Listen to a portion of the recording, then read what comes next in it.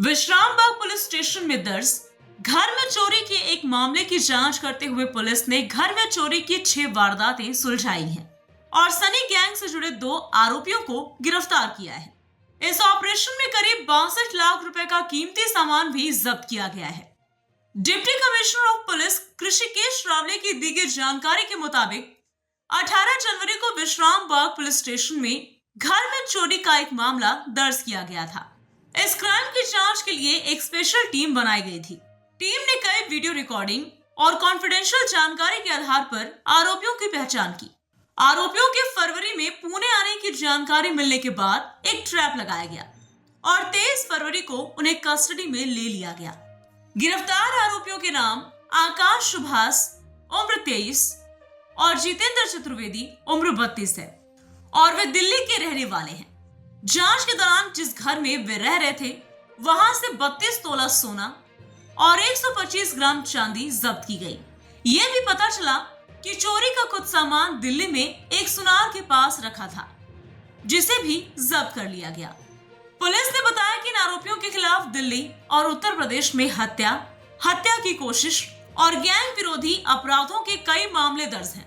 इस मामले में विश्रामबाग, समर्थ, खड़क और भोसले पुलिस थानों में घर में चोरी के मामले शामिल हैं। पुलिस ने साफ किया कि चोरी का सामान खरीदने वाले सुनारों के खिलाफ आगे की कार्यवाही की जाएगी। 18 जानेवारी 2026ला विश्रामबाग पोलीस स्टेशन अंतर्गत आम्ही 11/26 हा गुन्हा असा दाखल केला होता।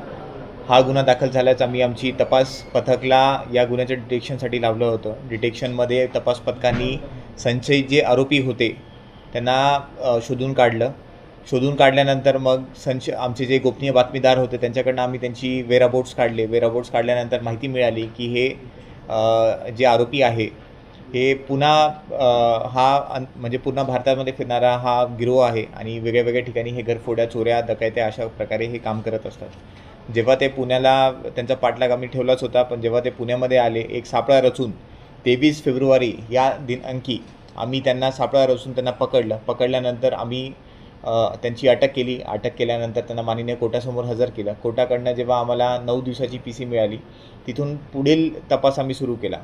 त्याच वेळी त्यांच्याकडे विचारपूस करताना त्यांच्या ज्या लॉजवर ते थांबत होते त्या लॉजमध्येच त्यांच्याकडनं आम्हाला 32 तोळे व 125 ग्राम अशी 32 तोळे सोनं आणि 125 ग्राम चांदी असं त्यांच्याकडनं लॉजमध्येच मिळालं। बाकी तपासासाठी त्यांना आम्ही दिल्लीमध्ये घेऊन गेलो, उत्तर प्रदेशमध्ये घेऊन गेलो, वेगळ्या ठिकाणी तिकडच्या स्थानिक अधिकारी जे लोकल एसपीज, डीसीपीज आहेत त्यांना आम्ही रिक्वेस्ट लेटर्स पण दिले, त्यांना आम्ही मदत मागितली त्यांच्या लोकल पोलिसांच्या मदतीने।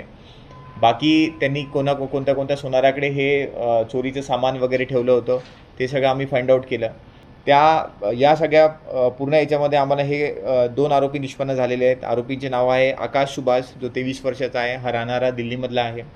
दुसरा जितेंद्र चतुर्वेदी आहे, 32 वर्षाचा आहे, हा पण राहणारा दिल्लीमधला आहे। हे दोघं आरोपी उत्तर प्रदेश, दिल्ली, मध्य प्रदेश, महाराष्ट्र या सगळ्या ठिकाणी गुन्हे करत असतात। यांच्यावर हे सगळे रेकॉर्डवरचे आरोपी आहेत। जर आकाश सुभाष याचं जर म्हटलं, याच्यावर कोतवाली पोलीस स्टेशन गाझियाबाद उत्तर प्रदेशमध्ये 302 मर्डरचा गुन्हा आहे, 34 म्हणजे त्यासोबत आरोपी पण आहेत।